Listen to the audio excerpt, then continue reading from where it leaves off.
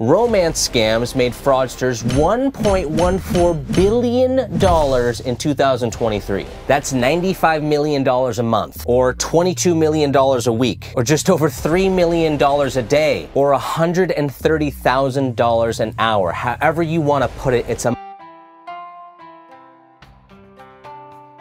ton of money. Let's talk about it. A romance scam is a particularly scummy type of fraud in which a scammer will create a fake profile on social media or a dating app, lead somebody on pretending that they're falling in love. Sometimes this takes weeks, months, or even years, and eventually will ask them for money and then ghost them and leave them with nothing.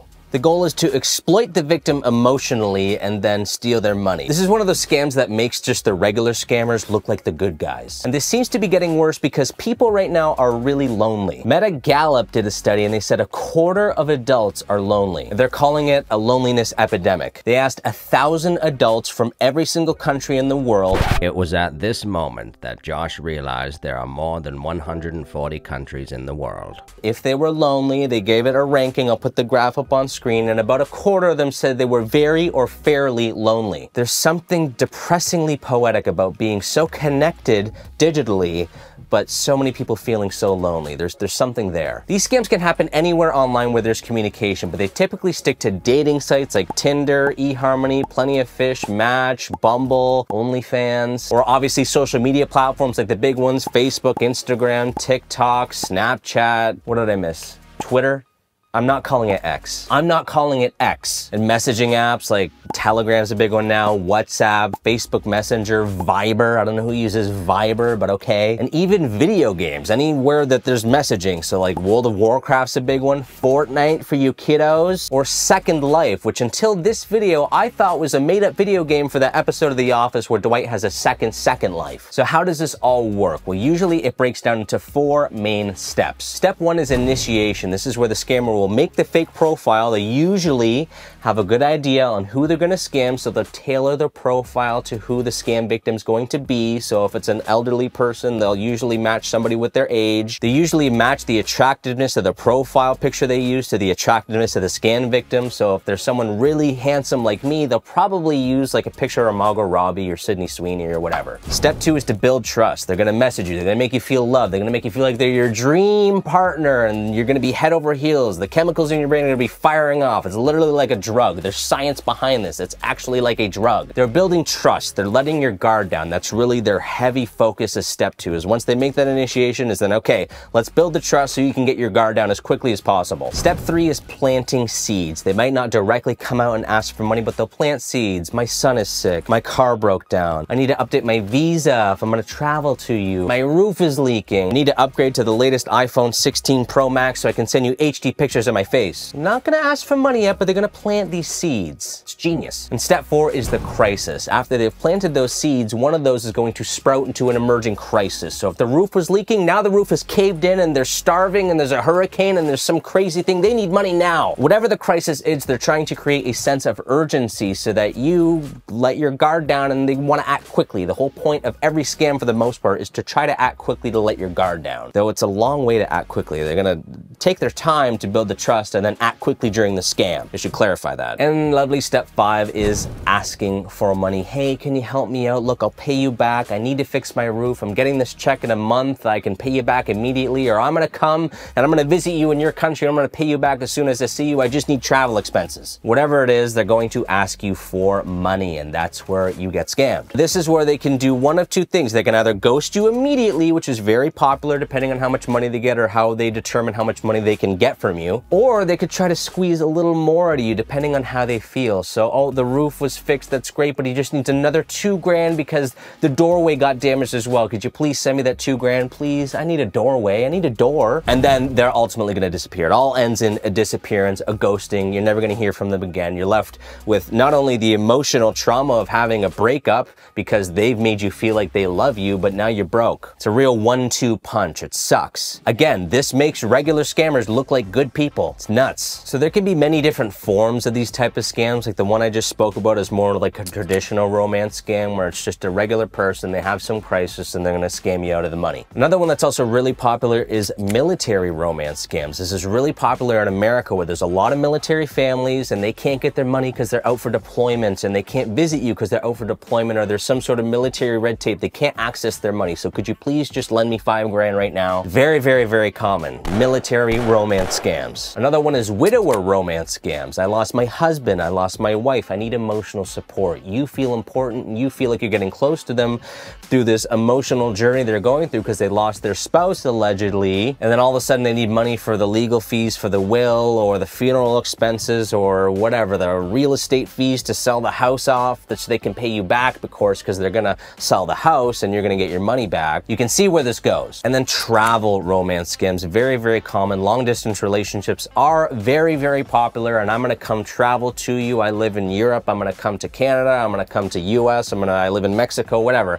I need money for the expensive plane ticket. The further away the better, because the more the plane ticket costs. They're not gonna say that they live 2 towns over from you because that would be too cheap. They want a more beefy travel expense so they can scam you out of that money. In fact, here's an email I got from a viewer a few weeks ago. It all started pretty casually on a dating app when I met this guy named Alex. He seemed like everything I was looking for, funny, sweet, and really easy to talk to. He told me he lived in Europe, but was planning to move to Canada for a job soon, and we hit it off right away. We spent hours chatting every day, and after a couple of months, I told you this could go on for months, I really thought we had something special. We even talked about meeting up in person once he got to BC, British Columbia. It's a province in Canada. That's when things started to shift. Alex told me he had everything lined up for his move, but then he started running into problems with travel plans. Flights were expensive, his visa needed sorting, and he was struggling to lock down temporary housing. I didn't think much of it, but then he asked if I could help out. He made it sound like no big deal, just a loan, I'll pay you back as soon as I get there, and I believed him. Before I knew it, I'd wired him $7 grand over the course of a few weeks, covering his supposed travel expenses. He kept telling me how excited he was to finally meet, and I was genuinely looking forward to it. It's so sad. It's so sad and dirty and gross. But once he had the money, things started to get weird. His messages became less frequent, and he always had some excuse about why his trip was being delayed. Flight issues, visa problems, one thing after another. Eventually, he just ghosted me. It was my friend who made me realize I got scammed. I had trusted him completely, and now he was gone along with my $7 grand. I still feel stupid and embarrassed, but mostly I was heartbroken. I thought we had something real, and it was all just a con. It's a tough pill to swallow. That's a horrible story. There's thousands of stories like this that happen every single day, but there's one really key important thing that came out of the story that I want everyone to understand. It was her friend who was able to tell her that she got scammed. When you're in love, the dopamine, the serotonin, the oxytocin, all these love chemicals literally make you feel like you're on a drug and you lose perspective. That's why it's really important to stay in contact with your friends and family so they can give you some objectivity on the situation. If you were discussing this with your friend and then you mentioned that they asked for $7 grand for a travel ticket, they might be able to offer some third-party perspective that's not filtered by your love chemicals. And that leads me into the red flags. What are red flags that you can look out for so you can prevent this from happening to you or somebody that you care about? Firstly is if it seems too good to be true, it probably is, and this goes for everything in life. When's the last time you found something that was too good to be true? I can't remember anything that's too good to be true. It doesn't happen to me. Do they move the relationship too quickly? This is going to be really tough because there are lots of people, we all know there's people that move too quickly in relationships. They say, I love you after like an hour. An hour?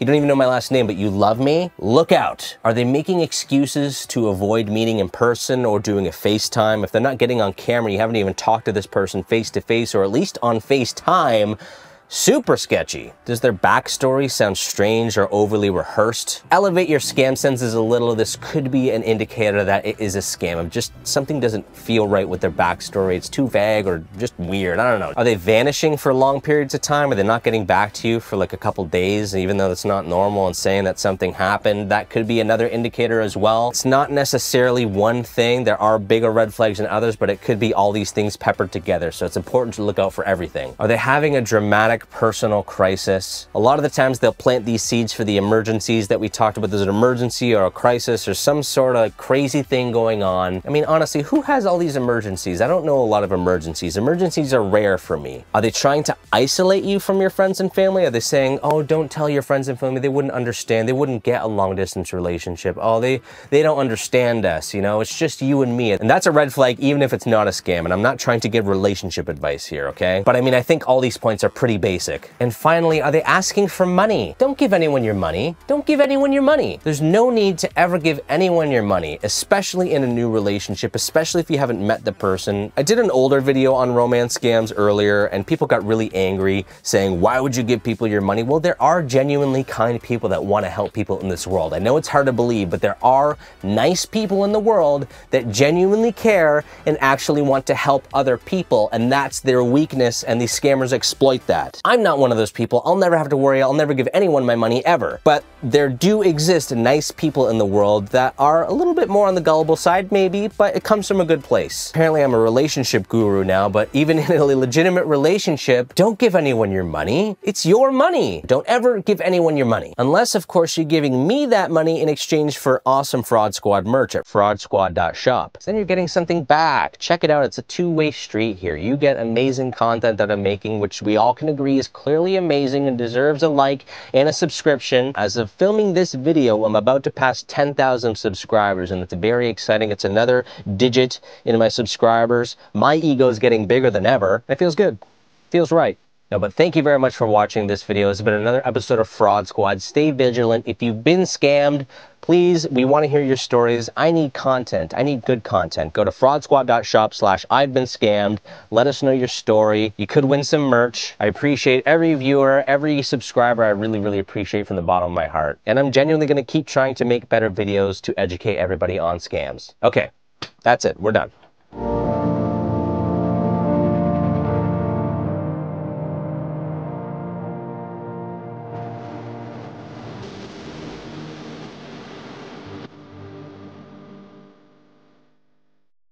Thank you, buddy. I love it. I'll hang it up here in a bit, but Daddy's just filming, okay? Okay. All right, love you guys.